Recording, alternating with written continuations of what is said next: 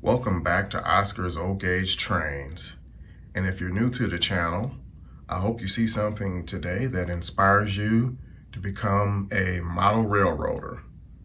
In today's episode, we're obviously going to talk about things that I've done that I probably shouldn't have done that way. And there's always a story behind it, so let's just jump right into all of these items. Now, this is definitely an interesting one. As you can see, the road has two different levels of dark black.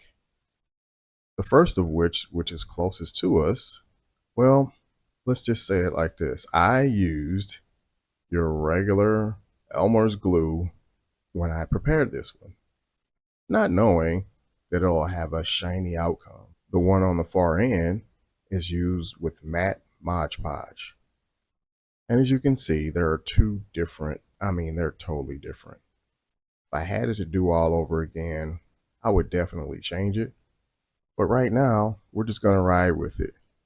It'll help me in my future layout, so I'll know which one I choose to do.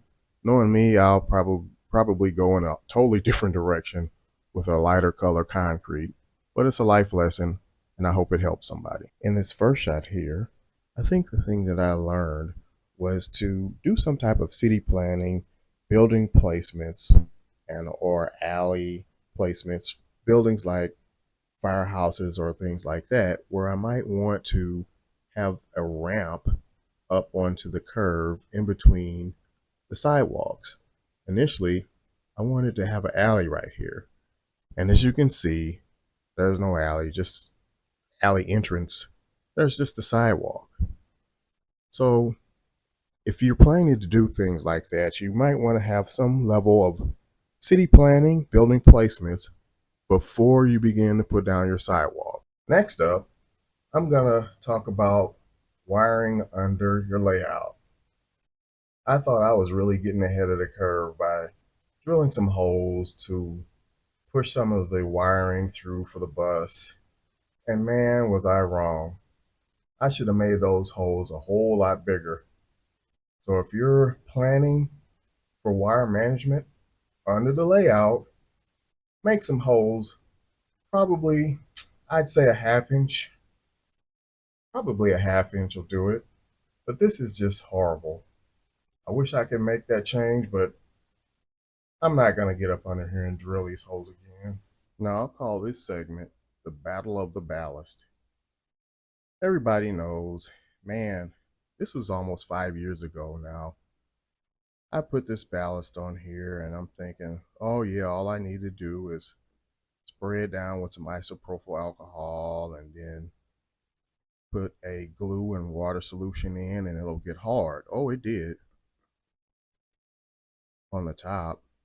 And I really saturated all of this really good. And just over time with the trains running by, it shook itself loose. And look what's under there. Loose ballast. That should be glued. And I tell you what I did to fix it. I made a thin layer of ballast with 100% glue. And I put that down first. Then I came back and did the whole spray down with isopropyl alcohol and a glue and water solution afterward. And that seemed to do the trick. Last up, we're kind of going to discuss feeder wires and how often you should run them. In a previous video, I said that for this layout, I did every 8 to 10 pieces or somewhere around that. But now I've got the base 3. And I tell you, I've got 2 TMCC engines. And, they just don't perform well before the base 3. But now, man, once I hook that base 3 up, for some reason, they just don't run the way that I expected them to. So it looks like I'm probably going to have to upgrade them to have the cruise commanders. I think it's Electric Railroad Cruise Commander. But ideally, I want all my engines to run good. And if I had it to do all over again, I'd probably those feeder wires, probably about every 4 to 5 pieces. That way I know I got a constant flow. I don't have to worry about any issues.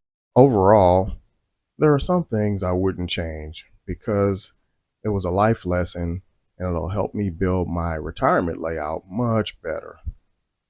But there are some of the things I wanted to kind of pass along and I hope it helps you. So until next time, guys, enjoy those layouts.